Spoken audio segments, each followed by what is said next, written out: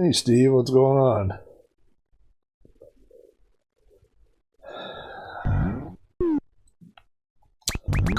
My daughter is having a 16th birthday party. Her and her buddy are have the same birthday, and so there are 20 children in my backyard that are taking turns swimming in the pool and going into the movie room, and my wife is running the whole shebang. So I thought this would be a good time for me to not be out there. Hello, Paul Ramos. Can you guys hear the game? Are you getting game audio? I'm really kind of retesting my MiSTer setup here. Let me go down here to MiSTer. I don't see any audio coming from. Oh yeah. Okay. Stuck at work tonight on a Sunday night. Well, that blows. This level's completely shot. Let's try this again here. What kind of work do you do, Paul, on a Sunday night? Oops. There we go. I have to tell you, my will to be Employee of the Year has diminished over the past few months of working at home. I was doing good at working from home for quite a while, but it seems to get harder and harder the more toys I surround myself with. When I have a MiSTer and alright, I'm going to show you a trick. This is the maximum, if I can pull this off, this is the maximum points you could get on level 2. Gotta set these bookends here. And this guy flips over, flip him back. This guy flips over, flip. Oh no, I missed him. Yeah. I could get most of them. MiSTer.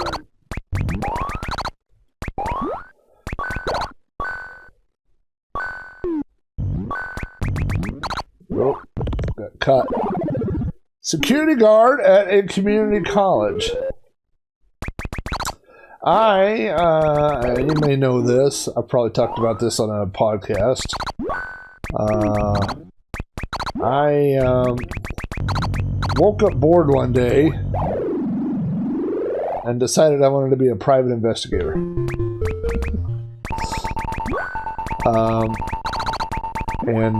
So I looked, and my local VOTEC had a class for security guard training, or not security guard training, but for private investigator. But so I signed up for it, and then they said, no, you can't take that. There's requirements. And the requirements were security guard, basically security guard 1 and security guard 2, which were complete certification classes. And so I signed up for them. And I showed up at class, and oops. And showed up with my book the first day, and they had everybody go around the room and say who you were and what your goals were and all that. And these guys were some of them had jobs and they wanted better jobs, and some of them were unemployed and were looking for employment, and they were ranged. Some of them were retired and were looking for a part-time retirement job. And then they got to me, and I was like, I'm a IT support specialist for the government. And they were like, what are you doing here? And I was like, I don't know, just sounded interesting. They were like, you gotta quit your job to do this? I'm like, well, no. You don't have to want to be a career guide. I think something's interesting. Oh, look at that little glitch on the right. See that? This version is still not perfect.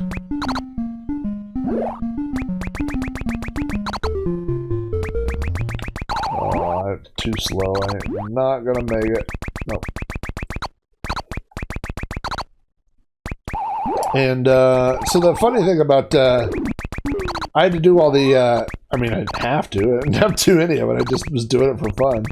But I went through all the tests, and I remember I was having a hard time with oh gosh, the little diamond shaped thing that tells you, you know, like if there are different kinds of chemicals that are present and things like that, and what kind of fire suppressant, you know what I'm talking about. You know it better than I do. And anyway, I just had to really study really hard for this, and my wife was like, you're really taking this serious? I was like, well, yeah, why would you do something and not take it serious, you know? And so the oh no, Steve, you killed me with your question. Not really. And so anyway, I really enjoyed it, you know, and had a good time with all those guys. And what was funny was that the guy that was teaching the class, by the way, I'm doing terrible in this game. The guy that taught the class, his name was Bob Smith, which was a really generic name. And I graduated with a guy, and I told him, I said, you know what? I graduated with a guy named Bob Smith, and he goes, well, that's my son's name. And so it turns out I had gone to high school with the guy's dad, which was kind of interesting. Paul, you know, the IT world, man, I'm sure, you know, people get into stuff all the time, right? But, like, I feel like I lucked out because I got in at a time before, like, you know, certifications weren't important and experience wasn't important. And they were desperate for people that just understood computers. I started out the FAA when I, 95. I was still 21. I hadn't turned 22 yet. And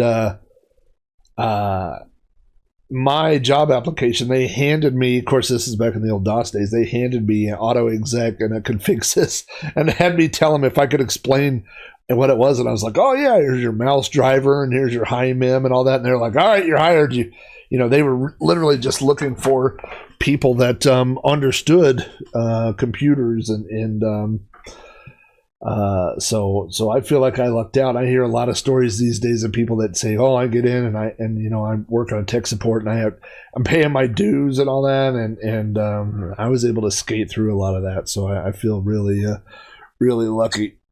Oh man, my entire summer is going to be pool hair now that we have the pool.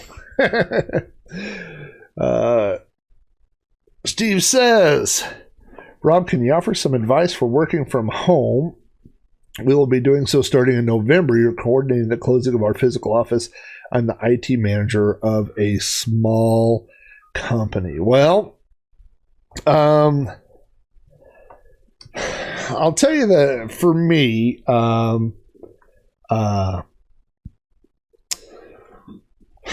there's a big shift. There's a shift, and this is all my opinion. This is off the top of my head. I'm going to have to turn the volume of this down. Problem is Mario Brothers is, there we go. There, perfect. It's like it's embedding in my brain and then I can't think to talk. It's in my brain.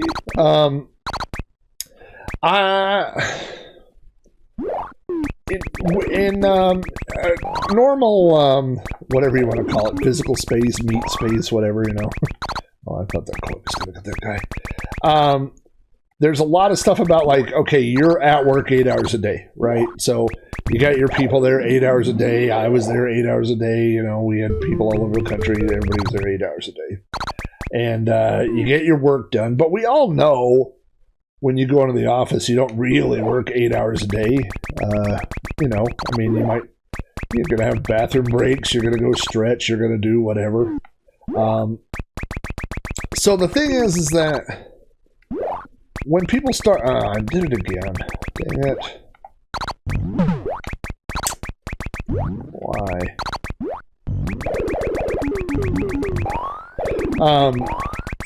So, old school managers start putting this big impetus on people being, present 8 hours a day, right?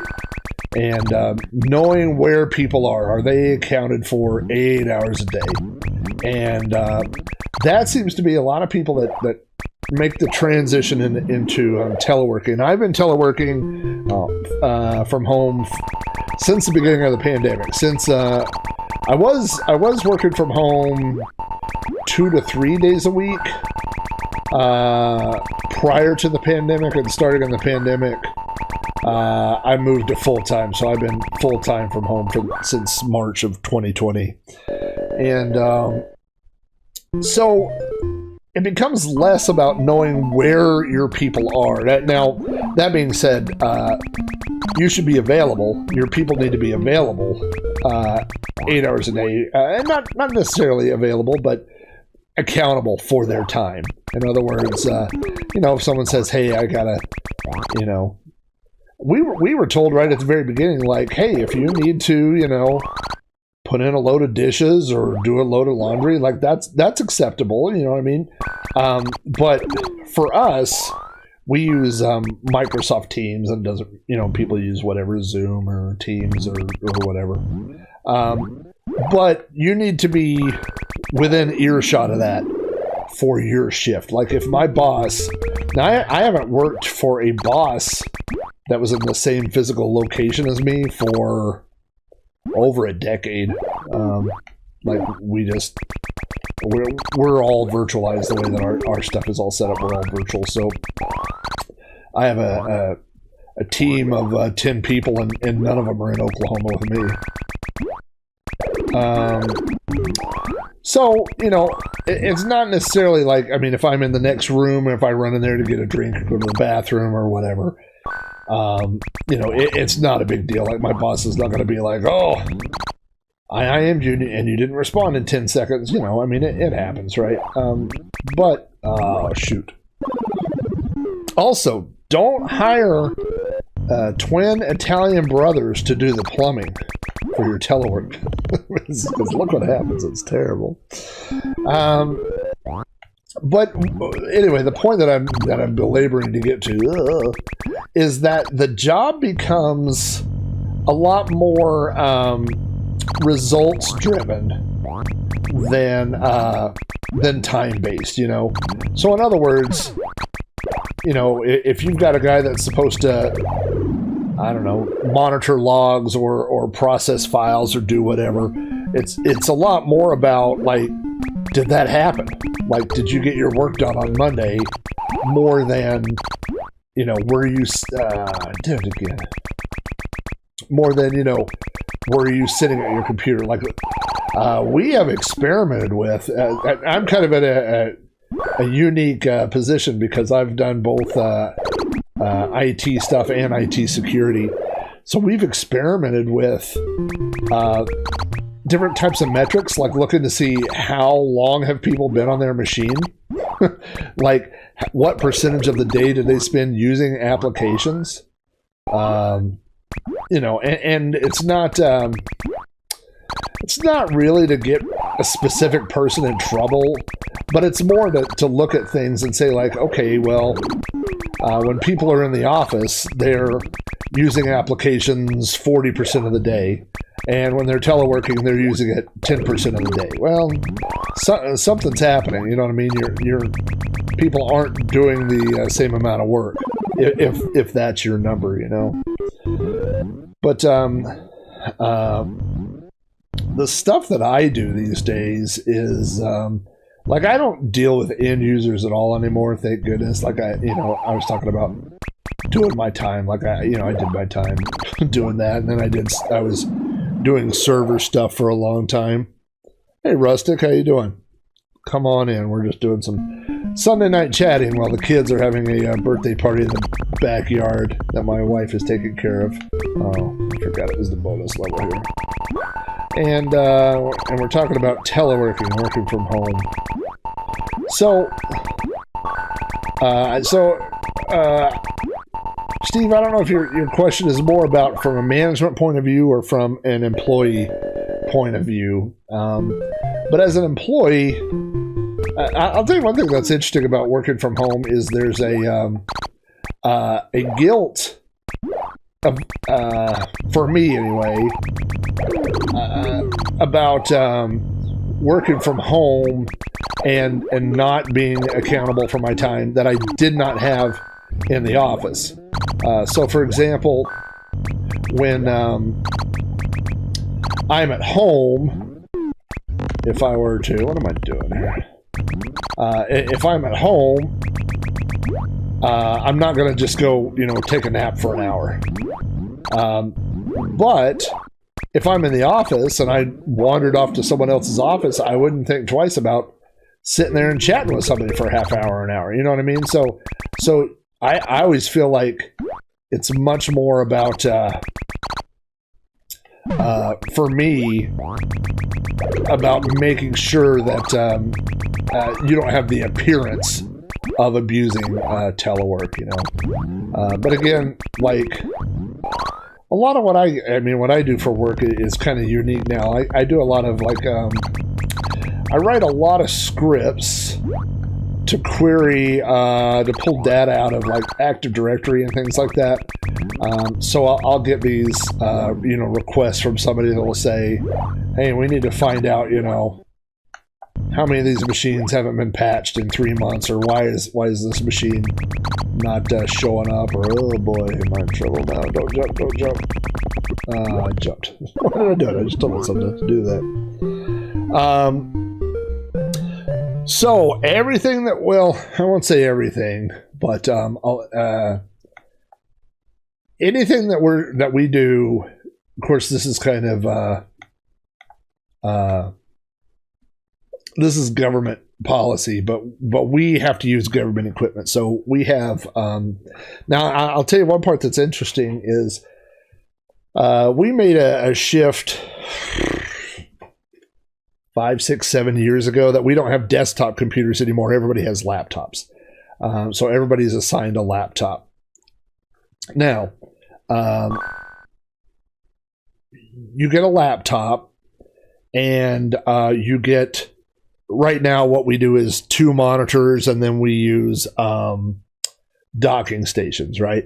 But there's only a certain amount that's assigned per person. It's not per location. So every employee, when we send out a new user kit, you get a laptop, 1 docking station, 2 monitors, 1 keyboard, 1 mouse, and that's how it works. So when all these people went home, everybody put in hardware requests to get additional monitors, additional docking stations and keyboards and mice and stuff like that.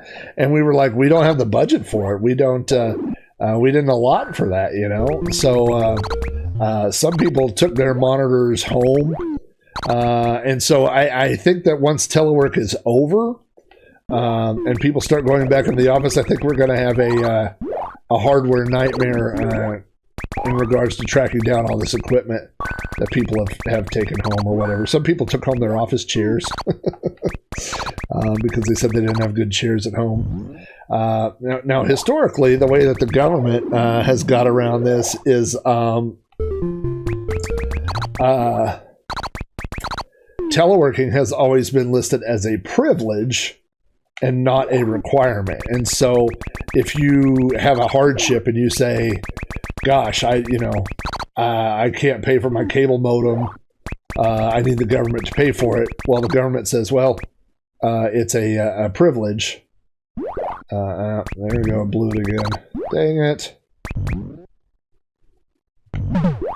Gosh darn it. Blew it.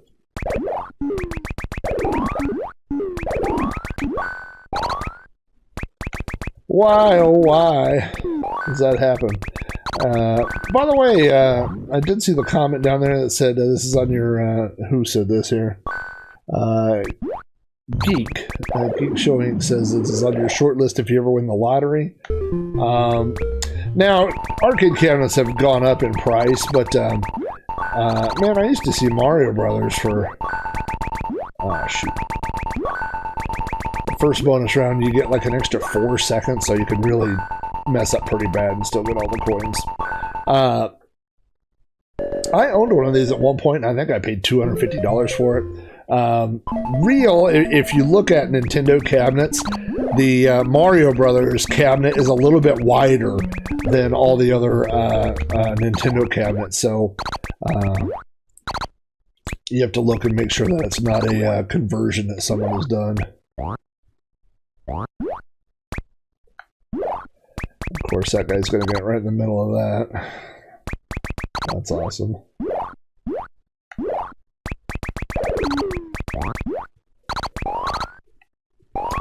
But teleworking for us, you know, it's been successful for the most part. I will tell you that there are certain people who, you know, and this is really a management type problem, don't produce, or you'll find the same people over and over are always seem to be having internet problems or always away from their computer and things like that. We had a running joke for a while that we would call certain people, we would refer to them as telenappers, because that seemed to be what they were doing a lot with their time. What's that? Oh.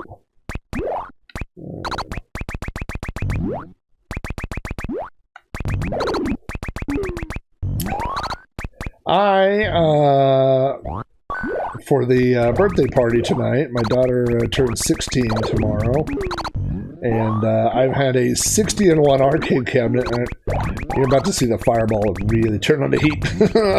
Oh boy. Gonna get rid of him. I really don't want to use all my POWs.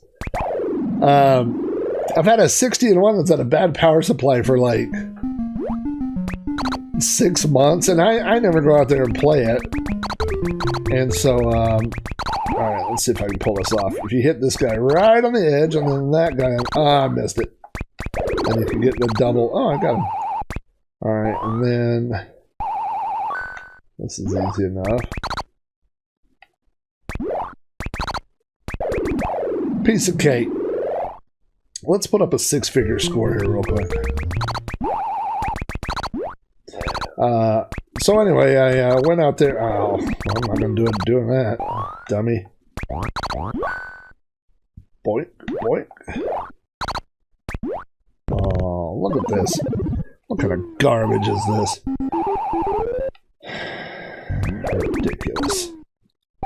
Ridiculous. I'll just go hit a POW. Oh wait, I used them all because I was lazy. Alright, let's get this guy.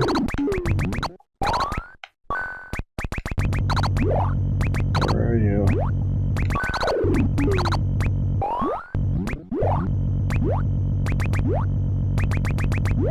Hold on, go focus.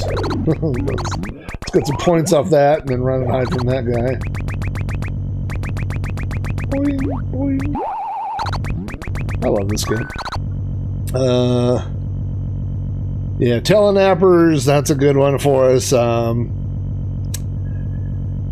It does take a lot of discipline, to be honest with you. You know, when I first started teleworking, not during, oh, look at that, not during the pandemic, but I started teleworking 2 to 3 days a week, like back in 2013. So I've been doing it for a long time. What happened was basically our IT department virtualized, and so people no longer, your job duties weren't tied to where you were physically located. I moved to IT security. That's when I started doing like pen testing and stuff like that, which was fun. I did that for a couple of years and then got out of it. But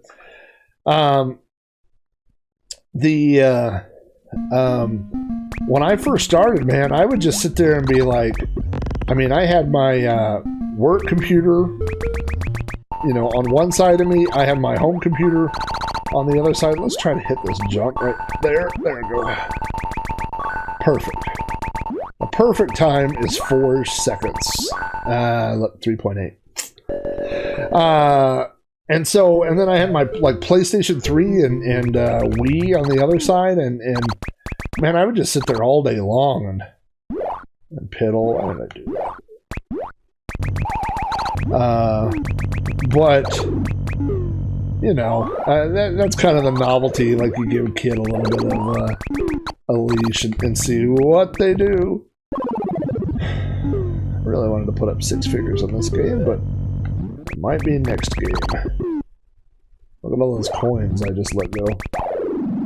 That won't help us. Alright, let's try this again.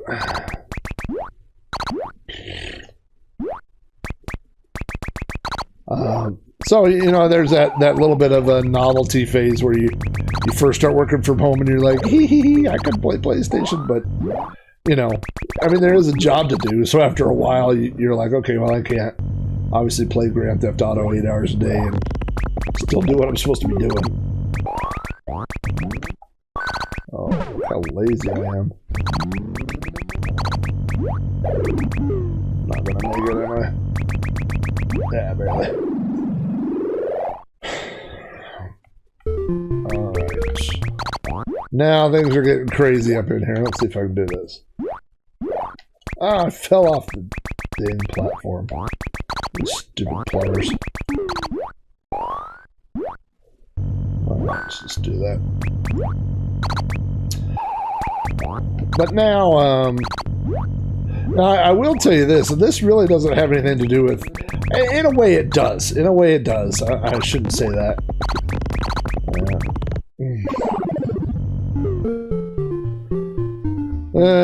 Boy. Alright, we're gonna have to get serious here, boys. So a lot of what I do is, I do a lot of PowerShell scripting just because we're such a heavy Microsoft environment. And I do so much with, hey, Rustic, hi and bye. Thanks for dropping in, brother.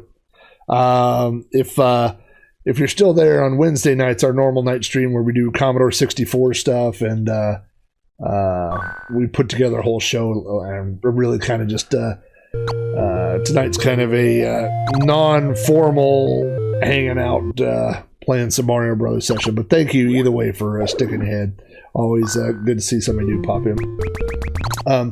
Anyway, so a lot of what I do, the people that I work with don't necessarily, I don't want to say, they're just not, the other people that I work with aren't programmers.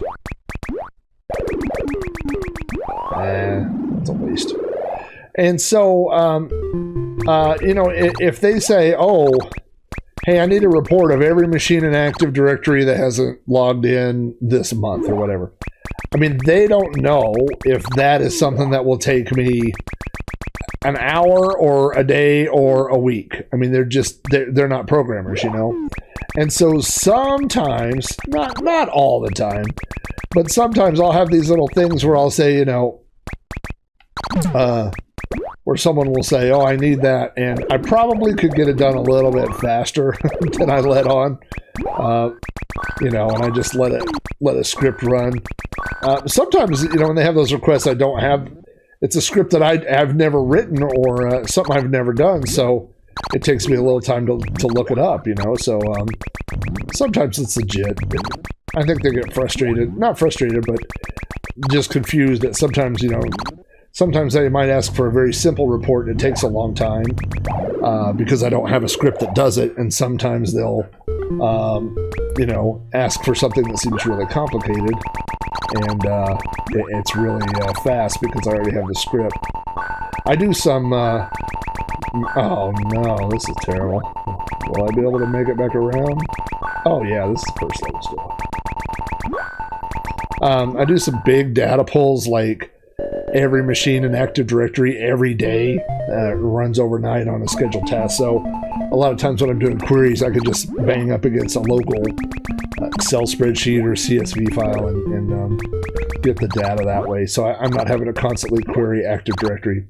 What are you doing? One thing too, oh no, I can't see what it is because I just put the stupid MiSTer screening along. I think that was somebody following, or somebody. You have to tell me, what did you guys see? Oh, you didn't see it in chat because you see the same thing I'm seeing. Bing, bing. All right, hang on for a second. I gotta. Oh. Last hometown is now following me, says my phone. Let me take my chat for Streamlabs. Can I drop and drag that? Yes, I can. All right, let me put that on top of the MiSTer screen. Whoops, that was my bad. Thank you for the follow. Good sir. I don't know, I'm blabbing something about telework. But after a while, you know, like I said, the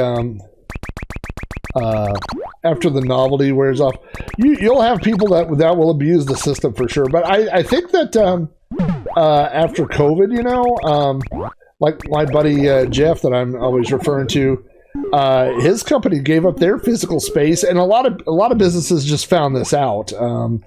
It sounds kind of I don't mean it to sound facetious, but you know, we used to do our entire training program in physical space. We flew air traffic controllers. They had to fly in and do all this stuff, and we said, you know, there's no way to virtualize our training program when you're training air traffic controllers. Oh, that's a bad idea. That just screwed me. And then what happened is we had to because people couldn't travel. People couldn't come to the center. And so there were a lot of times, you know, where people had businesses or whatever, and they said, oh, we can't do this with our employees being virtual. And then they were forced to do it, you know. Hey, Last Hometown, good to see you on Twitch as well. Oh my gosh, well, you're watching me play a terrible game of Mario Brothers at the moment. Glad you showed up for that. Oh no, this is going to be a mess. Why did I let that happen? What's funny is I can't have the audio on the TV on because you'll get a weird echo. So I'm listening to the audio on the stream, which is a split second after the game's audio, and it's just enough to throw me off.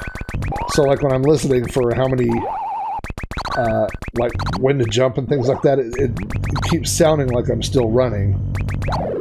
I guess I could not play it with any audio at all, but that wouldn't be much fun. Okay, let's get this right. So let's hit this guy. This guy. Oh no. Let's clear him out before the next guy's.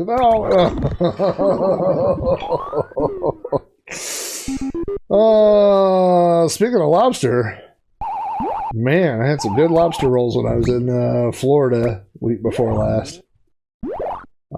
They were not cheap, which I thought was interesting because I would think that you know, if you're next to the source of lobsters, then it would be cheap. But I went on vacation to Maine several years ago, and I got a crab roll that was so big, I mean, it was falling out of this giant loaf of bread, and it was $5. And it was like the place where we bought it was a little shop that was half in the water and half not in the water. And so, obviously, that would make sense. And they had boats coming up to the back side. Nope. Screwed it up. Uh-oh. Hey, that's an alarm. If you'd like to know, 9 o'clock means it's time to take the trash out, which is what that alarm is on my phone. But the party's still going on in the backyard, so we'll be waiting on that. But yeah, that lobster roll that I had was, I don't remember if it was lobster or crab, but was really cheap, you know. But the ones in Florida, I had a lobster roll that was, you know, like on one piece of white bread, like folded in half, and it was $17, which was, my wife had gone to this little concession thing to get it, and if I'd have been there, I'd have said, no thanks. I would not pay $17 for a lobster roll. But she aims to please and brought it back.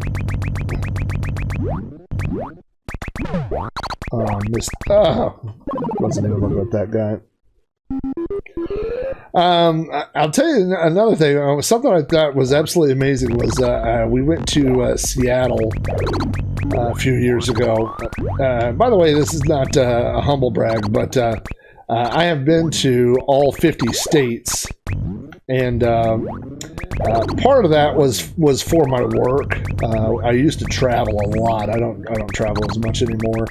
But we also set a goal that we wanted, before our kids were old enough to drive, we wanted them to have visited all 50 states as well. And I think we had that by the time like Mesa was like 10.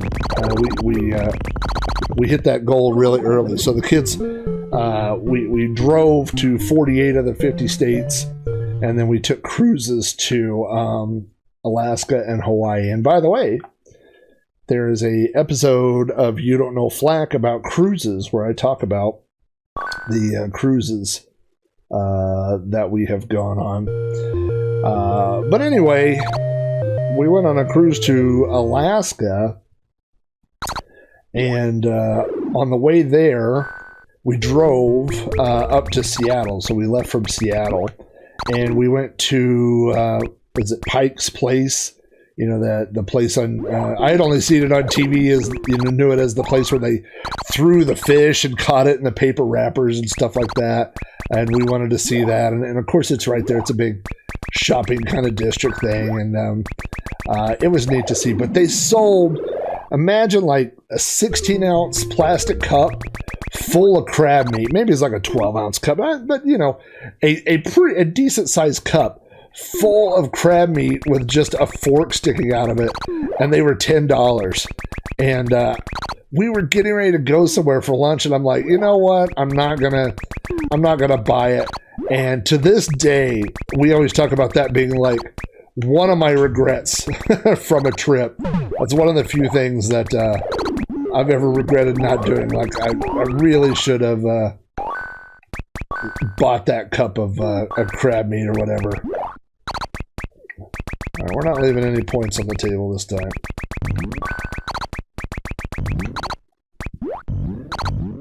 So, yeah, that was, lobster rolls are great, because, really lobster is only the second ingredient. The first ingredient is butter. I think they put like a stick of butter in there and then put lobster meat, you know, inside some sort of roll. And so, let's see. Yep, there we go. Oh, too far. Dummy. Way terrible. You know what was stupid about that, and Pike's Place wasn't too bad because we went early in the morning, but everybody wanted to get to that Starbucks #1, which is right there, right, on Pike's Place. And you go in Starbucks #1, and they've got a big sign, and they say, we were the original Starbucks. And inside, it looks like every other Starbucks. Like, I don't know why we waited. You know, we had to wait in line outside to go do that, and it was just stupid. Like, let's catch this guy here. There's been a few things like that. We went to Vegas, and this was, I mean, they were popular, but they weren't as popular as they are now. That stupid Pawn Stars show, which I'm not a huge fan of. I feel like they really take advantage of people and stuff, even though, you know, from most of what I've read, a lot of that is you know, reality TV. It's not, you know, necessarily real. Let's do this. And anyway, we waited in line for like 30, 45 minutes, something like that, to get into the pawn shop that they filmed Pawn Stars in. So, no, missed it. So, right off the bat, if you've ever seen the show, you're like, oh, okay, this is where all the famous people are. This is where they're behind the counter, and, you know. Well, first of all, none of those people work there anymore. They just basically, they have their own employees, you know, I mean, they're employees that work at the pawn shop, and those guys, like whoever, Rick and Chumley and all those people, they only come in on filming days. So, and the filming days when they actually film is late at night. It's like 2 in the morning or something. It's not normal hours. And so, like, you're not, if you're just a regular person, you're never going to see the people from the show. So that was the first thing we learned. And as you walk through the store, we were like, oh, okay. We thought, oh, we'll walk around and see what they have for sale or whatever. 99% of what's in there is collectible merchandise for the store. So there's water bottles, there's t-shirts. I didn't think I could clear that. Water bottles, t-shirts, bobbleheads. Did I say bobbleheads twice? Oh no. Wasn't paying attention. Dang it. I'm good at talking and I'm good at video games, but I'm not good at both at the same time, unfortunately. And the thing is, once you go into the pawn shop, you can't get out. It's like you're forced into this, like a line that's separated by ropes, and you have to go through the whole thing, you know. Now, there were a few things there. In fact, I think on the Amigos Discord, somebody was talking recently, and they mentioned I think it's in the Ask the Amigos section, in fact, mentioned that there was a Donkey Kong cabinet. That cabinet's in there. Maybe there's a Galaga cabinet. I think there's a cannon that they bought. So there are some things from the store, or from the show, that are in the store. But, all right, this should be the ice level. Okay, let's knock this out, and then I'm going to pause and get caught up on chat again. Now, what was much better, God bless, I keep missing that one. I should have time to get it, though. Was we went to the American Picker store in Iowa. All right, let me pause this. Last Hometown says he's behind on podcasts. I got caught up because we went on a road trip, so we drove 16 hours each way, so I was able to finally get caught up, but I was definitely behind, too. Steve Burt says, not a Starbucks fan. You know, I am a big fan of McDonald's coffee. And half of it is because it's just okay to me, and the other half is because I like 99-cent coffee. So when we go in the morning, like to work, or if we're going out for breakfast or whatever, I always get McDonald's coffee. I don't like spending $5 for a drink, regardless of whether it's a Starbucks or not. Paul says that the pawn shop was a tourist trap. Yeah, it was literally just like once you got in, you couldn't get out. They were trying to do that. Steve says, I like the learning things on Pawn Stars, but the whole show seems like a setup and it's scripted. Well, if you go online and you read, of course, every, Storage Wars is infamous for that, right? But Pawn Stars is the same way. In fact, on Pawn Stars, there was somebody, this was years ago, there was a lady who came in and was trying to pawn a guitar, and then later on there was a picture of like a staff Christmas thing, and that lady was in the picture, like she was one of their moms or something, or sister. And so they were like, oh yeah, well, some of those are reenacted. So I mean, once I read that, I was like, that's dopey. Oh, Paul says he got one of the Donkey Kong themed shirts when he went. Well, that was cool. We went, the reason that we went to Vegas on that particular trip was because my buddy turned, oh man, why did you guys get me talking and make me miss that? My buddy turned 40 years old, and he is a huge Guns N' Roses fan. And we had seen Guns N' Roses together a few times, but this is when they had their I did it. This is when they had their residency at the Hard Rock Cafe in Vegas, and so we flew to Vegas for that. And this is a cool story.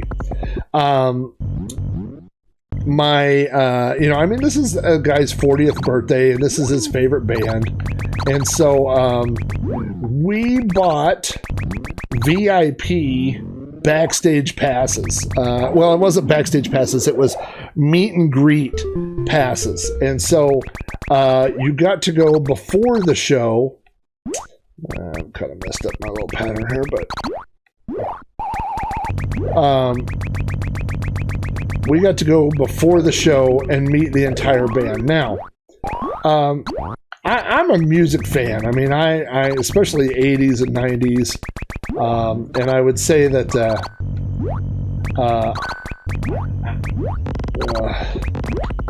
no, didn't time that right. Oh, well, so this should be the highest one, but I'm still not getting 6 figures. This is very embarrassing. All right, we're going to try one more here. So, I knew, so this was the time in Guns N' Roses when Axl Rose was the only, hey, Chris Albright, what's going on? If I hear bits, I know Chris Albright's in the house. Beer 30 tonight. Hey, good job. It is, it should be beer 30 for me. I got a whole backyard full of teenagers right now having a birthday party. And so my wife is taking care of the birthday party, and there's another, my daughter and one of her friends have the same birthday. And so both of the moms are out there taking care of the party. And so dad is inside avoiding a dozen teenagers and playing Mario Brothers. So anyway, I would say that I am a pretty big music fan, as long as it's stuff that's in my wheelhouse. I love that Can You Beat Shazam game show, which is basically, the same as the old Name That Tune. And I can usually, like a lot of times they'll ask a question and say, oh, I could name that song in 5 notes or 4. Like, I can usually name it based off the hint. I don't need any notes, I've already got the song figured out based on whatever their clue is. So anyway, I'm going to pull this trick off if it kills me. And I just screwed it up. Nope. Well, it's close. It's embarrassing. Oh, that was embarrassing too. It's all embarrassing, but I'm going to get that fireball, get some points. I'm going to recover. Oh no. You stay there. You stay there. You stay there. Yeah, let's do it. Oh. I'm just trying to kill myself at this point. What am I doing here? So anyway, we go to... so anyway, my point of this is that I know who's in Guns N' Roses, I know who's not in Guns N' Roses. And the only person who's in Guns N' Roses is Axl Rose. And this was at a time when they were calling all the other guys hired guns, because this is when their guitarists were, they had 3 guitarists. One was DJ Ashba, who was in Nikki Sixx's, still is in Nikki Sixx's 6 a.m. band. One was Bumblefoot, who was a solo guy, who I liked. I'm saying all their names disparagingly, and I don't mean to be that way, but they weren't the original Guns N' Roses, which I knew, The only other, I guess, pseudo-original member was Dizzy, who played keyboards, who came on during, the Use Your Illusions 1 and 2. So anyway, we all bought $250 VIP passes, meet and greet passes to go before the show. And so everybody's in line and people are asking questions like, I wonder if Slash is going to be here. And I'm thinking, no, he won't, because Slash hasn't been in this band in 15 years, And just a lot of people that apparently didn't do their homework about Guns N' Roses, And so, anyway, as we get closer to the line, I hear that somebody has asked the security guard, and the security guard is like, no, he never comes. And I'm like, who never comes? And he says, Axl Rose. And I'm like, Axl Rose isn't coming to the meet and greet. Like, that's the... I mean, why else would we all be here, right? It's not to meet Bumblefoot, although I liked Bumblefoot enough, but not... I wouldn't pay $250 to meet the guy. So now we're going in, and have you ever been in one of those moments where it's not like stopping to see a train wreck. It's like the train wreck's coming and nobody else knows. And now you're just like, oh, these tears are about to be delicious. Like, it's about to be awesome in here. And but what I felt really bad for was my friend's wife, who is like, well, you better get on the phone and get Axl Rose down here. And they're like, yeah, that's not happening, So she's really mad because between the four of us, we've spent $1,000 and we're not meeting, I just blew the whole level by going the wrong way. Wrong way, O'Hara. That's what they call me. Let's see if I can... No, that was a waste. Oh my god, that was a waste. And so, anyway,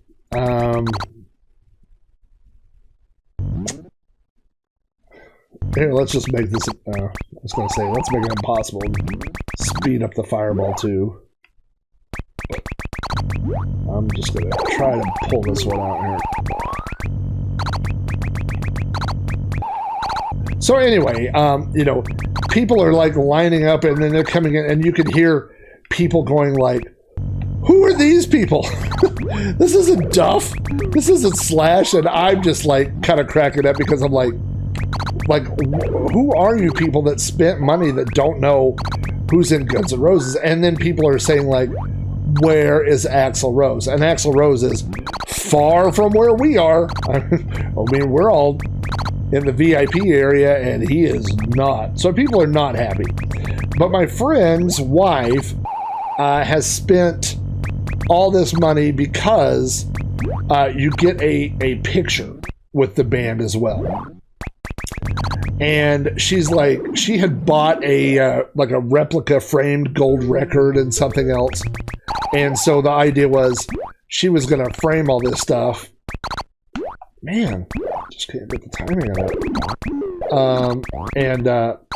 And put it in their like home theater room, And so anyway, when they finally come out, Bumblefoot, who was their guitarist for several years, is wearing a shirt that says "effed up," but it doesn't say "effed up."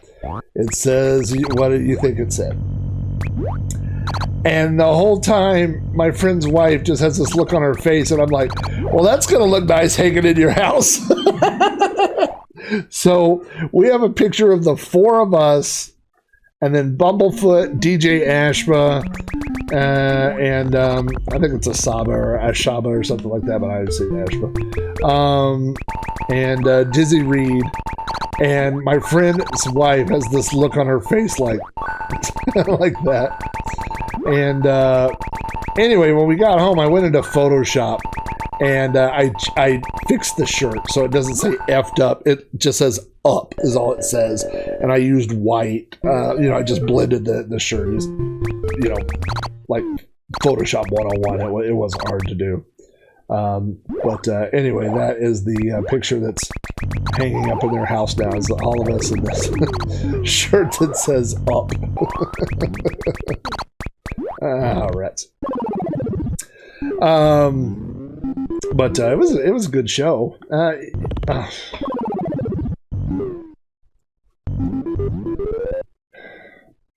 as well. Let's lose all three men right here. That'd be awesome. Wouldn't that be fun?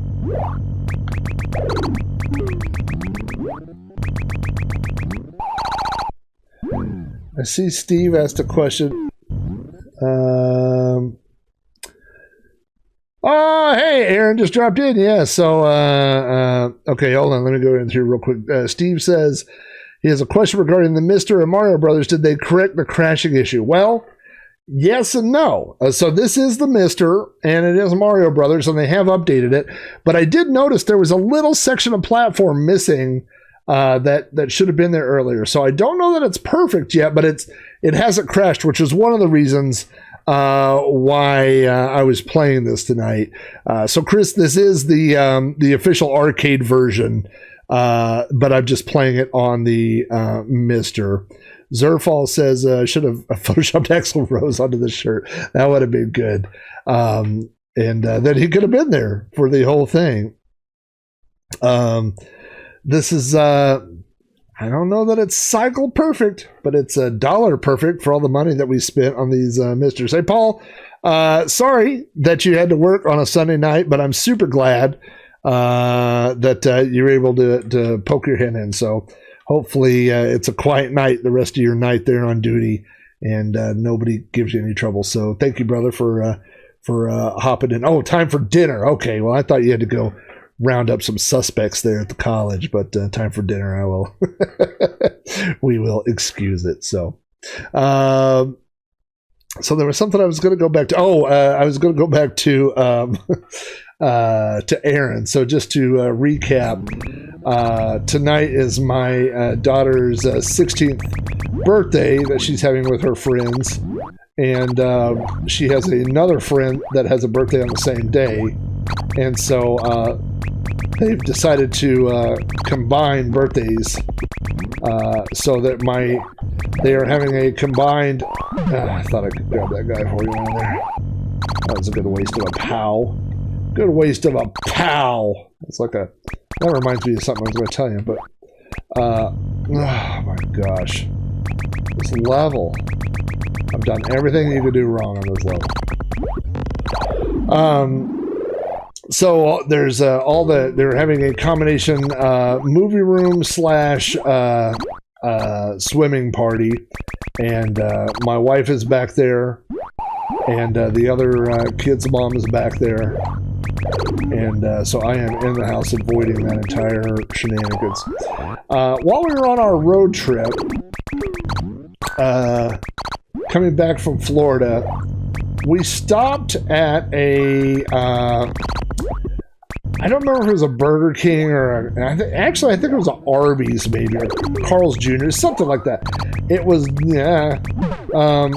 it was built into a gas station. It was one of those, right? So it's like a combo gas station restaurant, right? And I go in, and because we had to go to the bathroom, and so we go into the restroom, and right outside the restroom is a giant Harley that's like surrounded in plexiglass.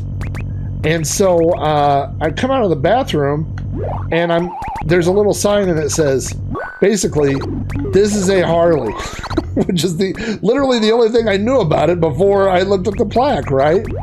And so I was like, is this a special year? Is it a commemorative edition? Like, is there a reason that it's on display at Hardee's? But it doesn't appear to be. I thought I could clear that. So the whole goal tonight, Aaron, is to break 6 figures, and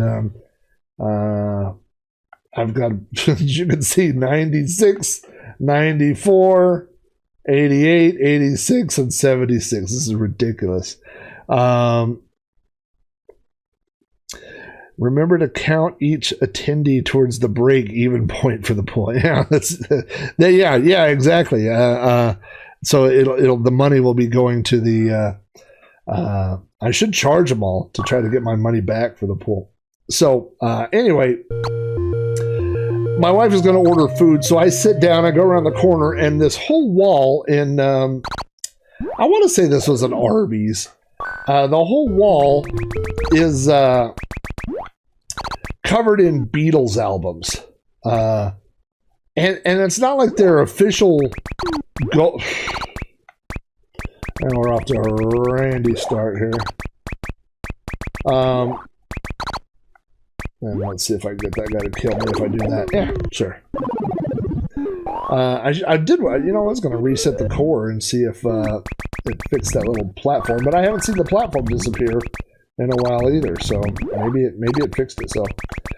So anyway, there's all this Beatles stuff, and then we look up on the wall, and there's a whole bunch of guitars, but they're not like signed guitars or famous guitars. They don't even look like, they're not even like famous guitar models. Like, you know, sometimes you might see like, what is it, that Gibson or whatever that looks like the guitar that belongs to, boy, if I could just keep that one guy in place, that would work.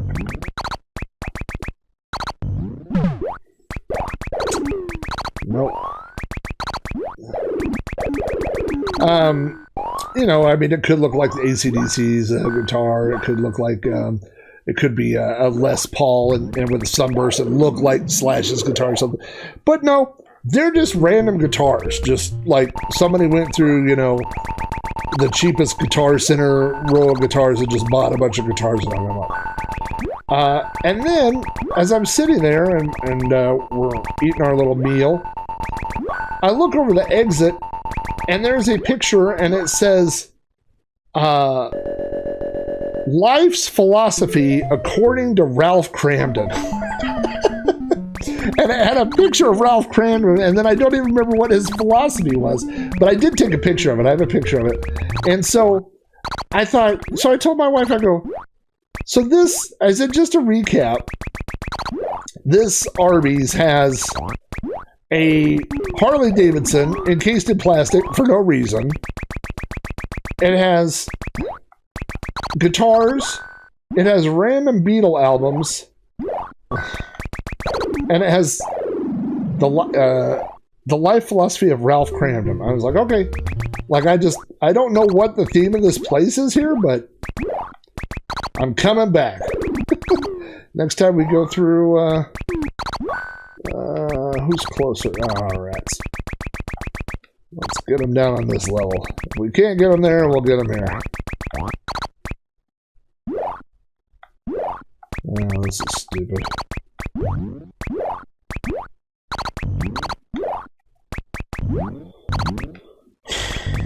I swear I've played this game before. I know it looks like I haven't played this. By the way, Aaron, I don't know if you saw my last post on Discord earlier. It was actually right before I started this. But I looked on Google Maps, and it looks like Hurricane is about a 14-hour drive from here. One of these times, I'm going to surprise everyone and just randomly show up at the Taze Valley Computer Club meeting. I haven't watched the whole video yet. I've watched about the first 2 hours so far. I was my wife's birthday was this weekend as well, so I've been tied up with birthday stuff at the moment, the whole weekend. But when I was watching that, and this is not just blowing smoke or whatever, but I was just so jealous of like just having all those guys show up and having everybody wanting to come and talk about retro computers and all that stuff. You know, I was just like, man, I would just love to have a group of friends to do that with, you know. I think Jeff is going to do the Amigathon stream with me, and we'll be playing classic games, but he's doing that as a favor to me. I don't think he's necessarily, I mean, don't get me wrong, like we played games as kids, and I'm sure he'll have a good time, and we've got some goofy stuff planned that'll be a lot of fun. But if he, oh, I forgot that guy was in there. This was a bad run. But if we were sitting at home, he would not be playing retro games, or he doesn't own any old retro, like all the stuff that we owned as kids. He got rid of all that stuff, you know what I mean? And so, so I don't mean to imply that he'll be miserable or anything like that, but I'm just saying, like, you know, he doesn't normally do retro gaming stuff. So for him, it'll be a throwback thing, where for me, it's like, you know, a Saturday. Right?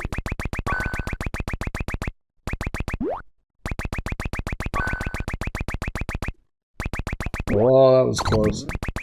That was asking for trouble. Getting greedy and asking for trouble. So, alright. I wish I could pull this off one time, please. Oh! The Mario gods. I don't know who the Mario guys would pray to. King Koopa. Please let me pull this trick off one time. Okay. Now I gotta get this guy. And then when that guy flips... Oh, I did it a second too early.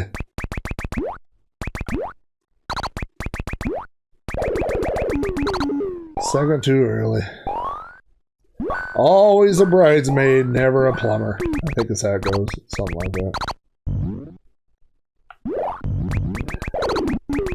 It's also, and Aaron, I'm sure you've experienced this, and anybody that's done a lot of podcasting and been around a lot of stuff has experienced this. But I was listening to the stream, and then I was kind of multitasking, doing something else, you know.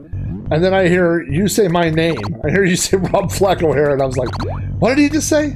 And I had to roll it back 10 seconds. And I think it was when you guys were testing SID chips, as I think. But it's always weird every single time when someone says my name, and then I go, like, why does anybody know who this dummy in Oklahoma is?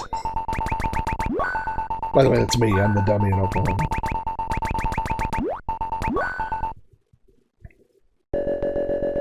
100 bits for a 100,000 point game. For the Taze Valley computer stream was I believe that was Saturday night, wasn't it? I think that was Saturday. Yeah, because it was the same night as normally the TeamSpeak regulars. Chris Albright, I'm doing it for you. Actually, I'm doing it for me so I can quit playing this, man. It's driving me crazy. Get over here. Oh, baby.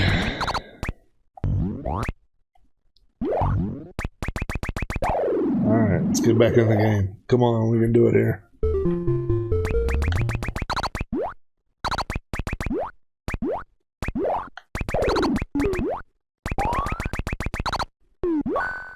Alright, let's get these two. That's a good sign. Alright, and we should have 2 more crab sandwiches coming out. 2 more crab rolls coming up.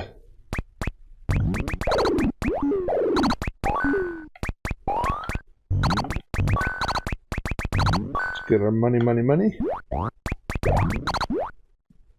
We'll take that. Take that. And look at that. Doop-a-doop-a-doop. Doop-a-doop-a-doop. Okay, this should be the... okay, run the right way. Now, if we do this just right, I should be able to hit him, get him there. There's our bonus, finally. And then we should have same thing, get him. There we go. Now we're on. This game's on. We're on fire. We're gonna do it. I ran too far, but I'm trying to cut back. Get that guy. Did I get the bonus? I don't know. Oh, I'm on the wrong side. Oh, well, this ain't gonna work. But let's just not get killed. We'll use a POW. Because we're getting ready to refill those. Get up here. Get him.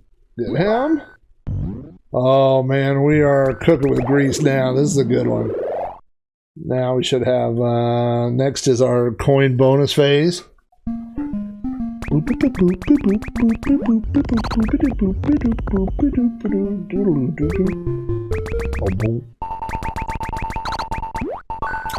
I went to Arcadia Retrocade in Arkansas a while back and dropped a quarter on this. Well, I say dropped a quarter. I played it because all the games are free. $5 to get in. Play all the games you want for free. And first game, and I think I got like 168,000, which is the highest I've ever got on this game. And then when you do that, you immediately have to walk away and be like, you know, that's okay. Look at that. It's all coming together now. Oh my gosh. Woo! Chris Albright, you better get your wallet out. We're going now. You don't really have to pay me anything, Chris.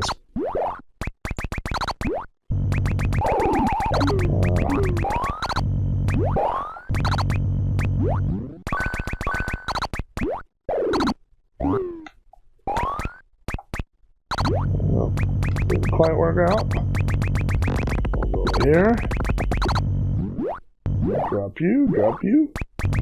Oh my gosh, look at that! I still have all my men.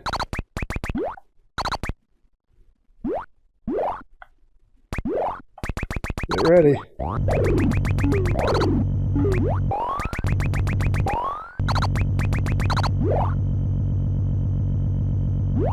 Oops.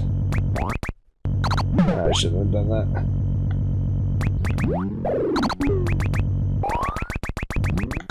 We do it? Oh, look at that score. Look at that.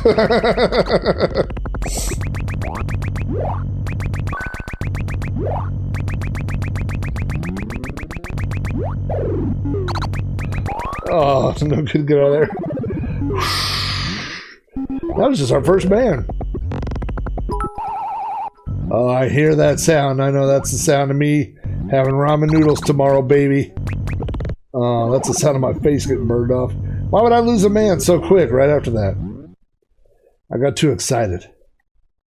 Alright, let's... The problem is I'm going down here on ice. Oh, get off the ice.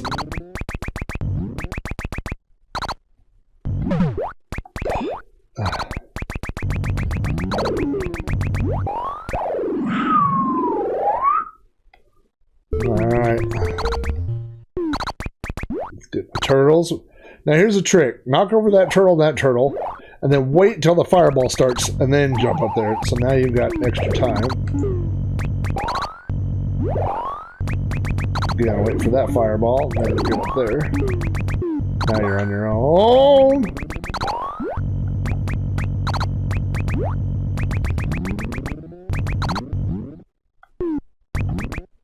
Alright, he's gonna bump into him, he's gonna bump into him.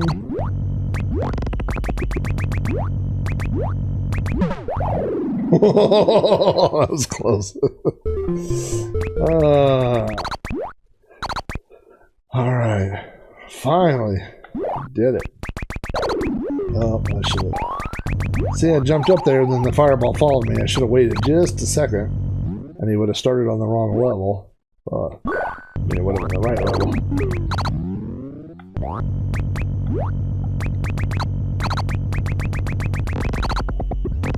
Oh, that was stupid. I got tricked. No.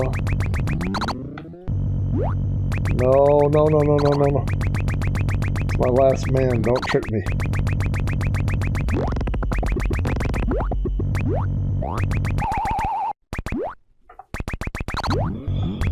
Things are getting a little dangerous down here.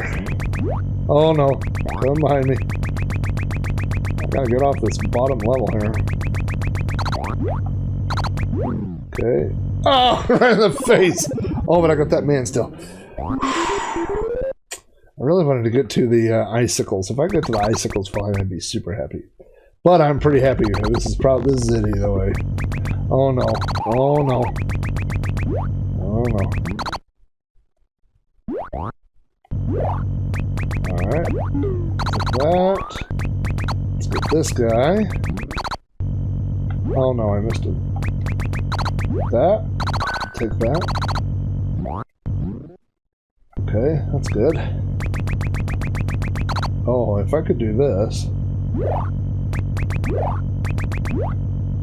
We'll take it.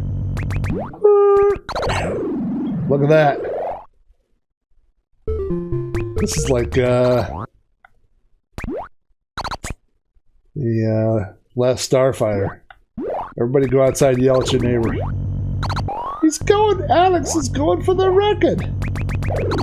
I love that scene. I know I've talked about that before. But I just love, I want to live in a world where people just go out and wake up the entire neighborhood because somebody's going for a high score on an arcade game. where am I? Oh, I'm there. Okay. Oh, I dropped on my head like a mosquito hat. God bless America. Well, what are you gonna do? Wow, my camera's kind of laggy. Look at that. Oh, boy. I would love to live in that trailer park. Wouldn't you? R-O-B. You know what? If they could do one mod for the MiSTer, I wish they would change it to where it saved high scores. You know, that was thank you, Chris, for the extra 50 bits. Duncan, he says Duncan had an egg to my ramen. Yeah, I would love to live in that world where you just go outside. Like, I should go right out, you know, to a whole backyard full of 16-year-olds and be like, hey, I'm getting to level 13 on Mario Brothers. They would all be like, your dad's a dork. So I would say that, you know, when I played this before, it was really glitching out quite a bit, and I've been playing it all night tonight, and it hasn't done that. So maybe they've worked out whatever the issues were with Mario Brothers, which would be nice because it's one of the arcade. This is like, you know, you have those arcade games or whatever that you just go to when you're like, oh, I'll just sit down and kill some time, and you'll just sit down and play it. And this is one of those. Wish I were better at it, you know. Hey, it's Captain Chaz. Ultimate Whale. Hey, it's a raid! It's my, you know what? I think this might be my first raid. This could be the first raid. Now what are you doing? Jack Flack says to always keep your gun loaded. Come in. Now, why is my Streamlabs chat not... oh, you know what? God bless America. Is that a word? I moved the chat up, but I should have moved the alert box there. Now the alert box is on top. Okay, do the re-raid. Re-raiding it. You know, now I feel like we got to play one more time because the Raiders are showing up. Well, we've been playing Mario Brothers, the original Mario Brothers. We're playing on the MiSTer. If you're not familiar with the MiSTer, this is the FPGA machine. This is one of the arcade cords that this core had a problem, but it does. It seems to be working now. So we were just kind of running it through its paces and killing time. So you know what? We're gonna do. We're gonna go one more round just because now that everybody has showed up. But yeah, this is. Hey, look at Chris Albright throwing out the Mr. Moon Pie emote. I changed out the third. I don't know if everybody. I don't really know how it works, to be honest with you. I don't know if everybody has access to all three emotes, but I had the third one was a nobody. It was so small that nobody could tell what it was. Oh, here we go. Now, Mr. Moon Pie getting in dancing mode over there. What the heck is going on right here?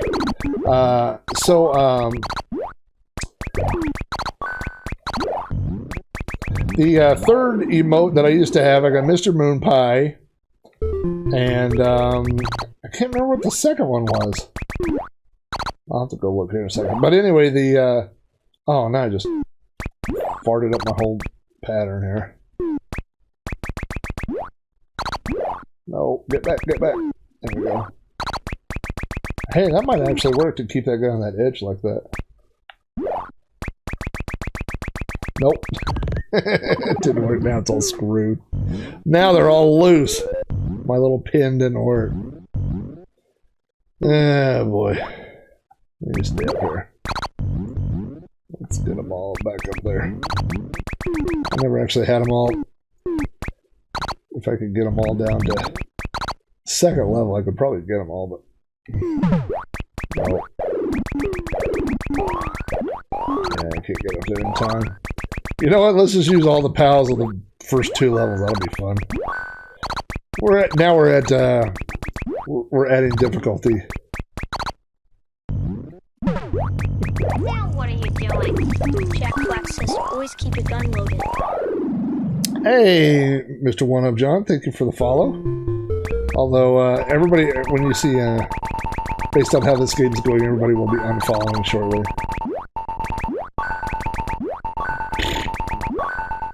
Come back for that guy.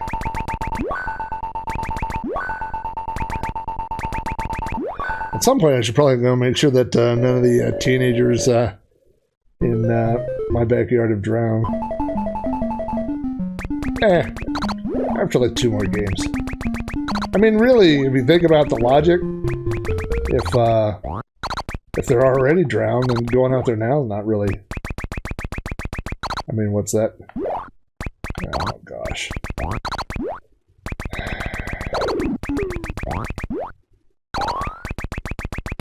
I mean, they're not going to be more drowned. Now what are you doing? Jack Flax says to always keep your gun loaded. Chris Albright, you gotta quit spending money on this Twitch. It's a bad habit. It's like, it goes Twitch, and then crack.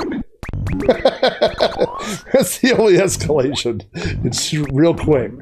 Goes Twitch to crack. What am I doing here? What do they call it? I was gonna say free balling. I don't think that's the right term. I've lost all. You know what? We've got a bonus level coming up anyway. Look how lazy this is. Oh, wait a minute. No, I already did the bonus level. Well, now I'm in trouble. Alright, let's get these guys. Let's double up here. I remember getting Super Mario Brothers 3 and then accidentally landing on someone's square. And then you had to basically play Mario Brothers to see who was going to, win the square or whatever. And we would just do that over and over just because we loved Mario Brothers so much. That was like the best little Easter egg. Oh, let's wait for this guy. Let's see if I can knock him far enough. There we go. I mean, that was, I won't say the best part of Super Mario Brothers 3. Super Mario Brothers 3 is a big game. There's a lot that's good about it, but let's see if I can do it fast enough. Oh, there we go. This trick is sponsored by Chris Albright. Chris Albright. Chris Albright's Bits. This move is sponsored by Chris is gonna end up. You know what? I got my Patreon money last month, and I didn't have any purchases in mind. And while we were on the road trip, I saw one of those electronic bulletin boards. Oh, that was glitchy. Did you see that? Of course, now I was paying attention to that. And,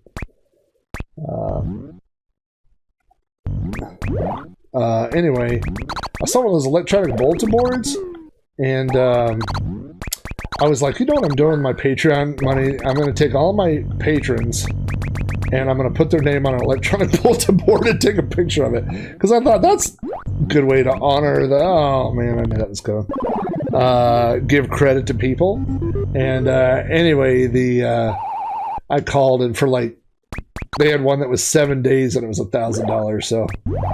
I'm gonna need more patrons. That's out of my Patreon budget. I have to save up too long for that. Man, I've spent. That's a bad start. My buddy Jeff always says I've spent more on less, and so that's kind of the way I felt about it. I was like, I spent more on less. I might be able to pull this out still. Yeah, there we go. Let's see what's going on in the chat here. Yes, Metroid games. Metroid games are fun. NES. I've been selling NES games like crazy on eBay because now that I've got the MiSTer. So I think I still have about 100 games listed on eBay. And I just sold, I'll show you what I just sold, which was kind of valuable. beat this level. Get some points off you. Some points off you. Get some points off you. Pause there. This is, hold on.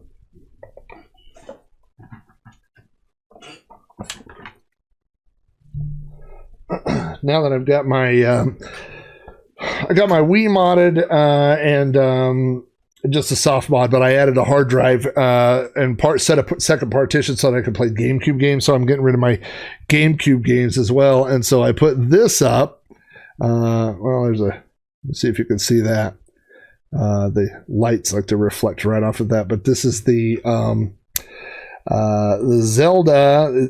This is the Ocarina of Time and the Ocarina of Time Master Quest, which is well, I've got both discs too. I've got the other one. Hold on here. This room is a mess because I've been on vacation. This is what this is all my GameCube stuff that I put up. First, let's find the other one. There's the Zelda promotional disc. So I got these new. I bought the GameCube, the black GameCube, the Zelda edition, because I wanted all my consoles to match and be black. So I also have, that went on there. That is, I don't know if you can see that, but that is Phantasy Star Online, episodes 1 and 2. And my retro collection is very large. And also, Pee-wee's Playhouse, the DVD, the full series. This one's not even open. Yeah, well, my retro collection is, I've been building a retro collection since before it was retro. But yeah, Phantasy Star, man, is still, and I believe in the very, very, very, very first days of GameCube hacking, there was a mod that lets you stream GameCube ISOs from your PC, and you had to run this app, which basically tricked the GameCube into thinking you were running a Fantasy Online server, and then it would stream the ISO from your PC. It wasn't a very good hack, but it did work. And so that was really the reason why I originally bought Phantasy Star Online, and then I started playing it. Yeah, I was cleaning out the garage, and I think I ended up with about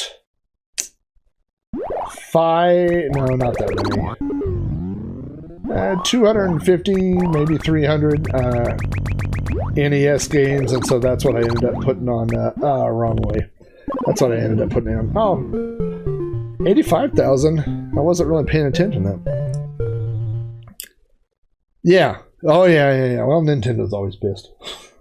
They're always pissed about something. Hey, speaking of rare cartridges, did you guys happen to see someone donated a stack of Atari 2600 games to a Goodwill, and one of the games ended up being Air Raid. Now, if that doesn't make your jaw drop, let me explain to you what Air Raid is. Air Raid, so Atari Age maintains the list of rarities, so games are rated on rarity from 1 to 10, 1 being something like Combat or the Pac-Man that was included in the Atari 2600, and a 10 are games that are like either were only a prototype or a beta or whatever. Well, Air Raid is a 10, and for a long time there was only one Air Raid cartridge, and I don't remember how long ago that was that popped up, right? But maybe 5 years ago, maybe 5-6 years ago, somebody found an Air Raid cartridge, and an Air Raid cartridge looks like an Atari cartridge, and then it has this big blue, well, it's all blue, but it has a T-shaped handle on the top of it, and people thought it was fake, and I believe once it was finally validated, basically what they found out was this game was made and was sent out. It was just supposed to be review copies. And the first copy that sold, that actually sold online, went to a collector. And I believe the first price was either 16. There was one that went for 16,000 and one that went for 23,000. So a lot of money. So someone just donated that game to Goodwill. Why do I do that every time? Every time I just... Oh, somebody's at the front door. Teenagers. There have only been 14 verified copies of the game in existence. So probably what they did was made 15 or 20 games and sent them out to reviewers, like to magazines and things like that. Some of those ended up, well, some of them probably went home, you know, with the collectors, but those games just ended up somehow in the wild. So it's an interesting story how it happened. Nobody really knows how it happened, but at the end of the day, oh, look, I'm finally going to do this, maybe. There we go, finally. There it is. That's how you do it. And then when you end this level, after you get all the coins, you should have an extra man. There you go. That's how that's supposed to be done. It only took 28 times to do it. Jesus.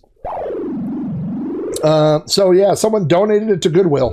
And the guy, it's funny, the guy who found it, it said in the article that he called his dad to see if it was really a game that was worth money, which I thought was funny that some kids saw this Atari game and then called his dad, and his dad's like probably like me, some old dude that's, you know, like, yeah, you might want to pull that out, Brandon. I just made up somebody's name, but so yeah, they pulled it up. Goodwill pulled it out and did a separate auction. If you don't go to Goodwill's auction site, it's shop.goodwill.com, and you know, I got mixed feelings about it. I'm definitely of the age where you used to be able to get good stuff at Goodwill all the time. There's a story that I've told on my podcast before, but there was a summer where I decided I was going to buy every Sega Genesis I could find that was less than $5, and I stopped at 12. Like, I had literally had 12 Sega Genesis, which, by the way, that's a word that's hard to pluralize. Sega Genesi. I usually say Sega Genesis consoles. Sega Genesis. Whatever. Anyway, the point is that, I mean, there was just a time where, man, Goodwill was just overflowing with stuff like that. Like, you know, everybody that has been into retro stuff for a long time knows that, you know, that stuff was just out there for the taking. And, but now, you know, Goodwill got wise. And so now when they have electronics and stuff like that, they, or, you know, video game stuff, they pull it out and they put it on their own auction site, which is shop.goodwill.com. So you can, if you're looking for stuff, if you're like, hey, how come Goodwill doesn't have, you know, old video games or old computers or stuff like that? There's always, you know, Commodore's in my bag. There's always Commodore hardware on there. There's always stuff like that. So, but the problem is there's not as much of it as there used to be. So the bidding sometimes gets a little out of hand. There was an Apple II, I think an Apple IIc on there that went for like $300, which is, I mean, I sold one not too long ago for $100. So, which is probably low, but it was to, you know, somebody that I knew was wanting one and looking for one. So, oh boy, we think that one.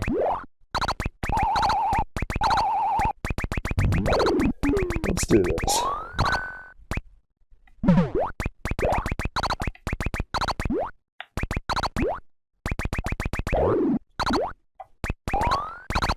That was kind of lucky.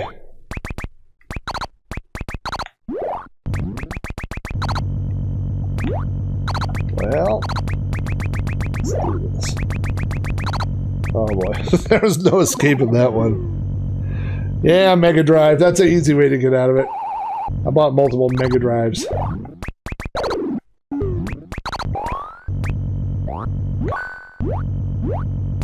Oh boy. Probably shouldn't have survived that, but what are you going to do?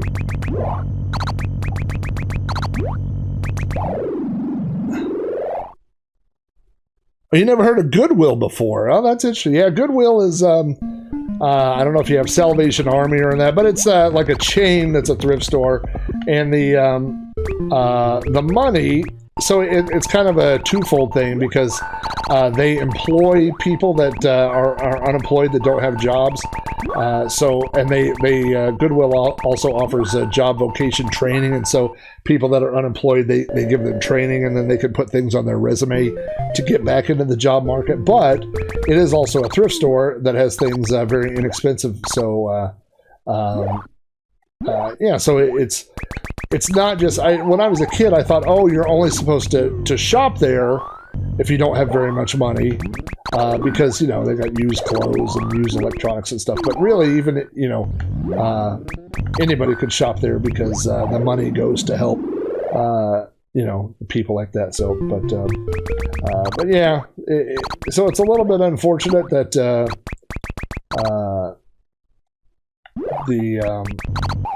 you can't go in there, just walk in off the street anymore and find the good deal. See that? There is a piece of platform right there to the right that's missing. So it's not perfect. It's not cycle perfect as Amigo Aaron would say.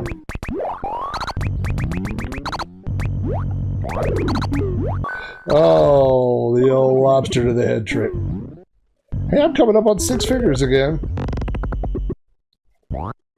But I'm also out of men, so it's probably not going to happen. 6 figures is not a great score in this game.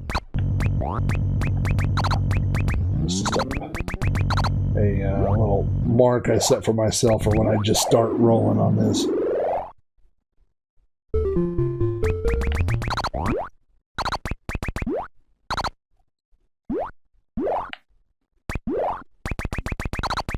Yeah, I should have waited.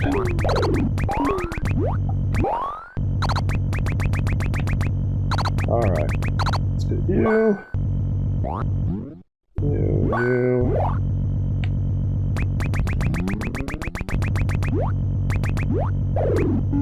Alright. You can tell I'm concentrating now. I got quiet for a second.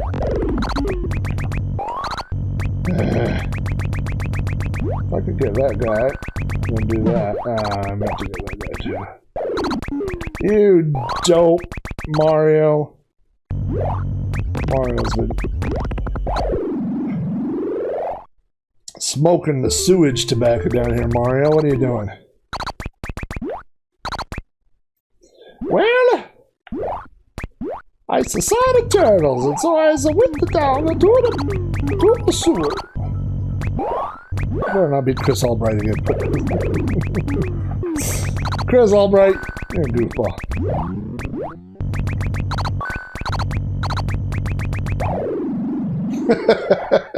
This is my new living, is that I would just keep playing this and try to get 6 figures over and over.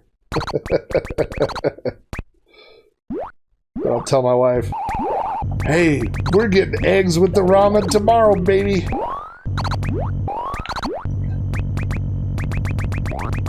Our worries are over. Then I break into the song from, look at that. I break into the song from Willy Wonka. Look at me. Look at me. I haven't felt this young in 20 years. How old were Willy Wonka's grandparents supposed to be? Like, Willy Wonka was like, what, 10? 11? And then there was 4 old people that were so old that they couldn't walk and they had to lay in one bed together. It was a weird movie. If you think about it, it's kind of a weird... I mean, we're not supposed to judge. We shouldn't judge people's arrangements, you know? But that was kind of weird. So, anyway, guys, thanks everybody for jumping in. We're just kind of doing an impromptu stream tonight, playing some Super Mario, or not Super Mario. Puh, who needs Super Mario? This is original the old school. Then I throw up a gang sign or something like, yo, this is old school, OG, original Mario Brothers. So, man, Ultimate Male, thank you guys for coming in. Enjoyed the raid, and of course, Steve and Aaron and Chris, everybody that came in. One up, John. It's good to meet all you guys. So I always stream. I'm in the U.S. Central Time Zone. I always stream Wednesday nights at 8 o'clock. We always play a Commodore 64 game that ties into my podcast, Sprite Castle, which is a Commodore 64 podcast. And then I have another podcast called You Don't Know Flack. And you can find both of those at podcast.robohara.com. We just did an episode of You Don't Know Flack this week talking about retro board games, talking about stuff like there's really old ones like Risk and Stratego and stuff, and Pente. And I tell a story about how I tricked my cousin who was younger than me, and I told him that the little glass beads in Pente were candy, and I tricked him into eating one, and then my parents were afraid that it was going to get stuck in his poop. So so anyway, on You Don't Know Flack, we just tell old retro stories about things. There's episodes, everything about computers, old school gaming, all the way to there's episodes about tornadoes and ninjas and all kinds of crazy stuff like that. So, so you can always find me Central U.S. time, 8 o'clock on Wednesdays. Keep your gun loaded. Hey, thanks for the follow, man. And yeah, obviously, if you follow, you'll find out whenever some other times when I just hop on to stream at random times, like when my kids are having birthday parties. So thank all you guys for dropping in. I hope you come back sometime. Hope to see you soon. And to all the rigs, see you guys either on Discord or somewhere in the near future. Take it easy, everybody.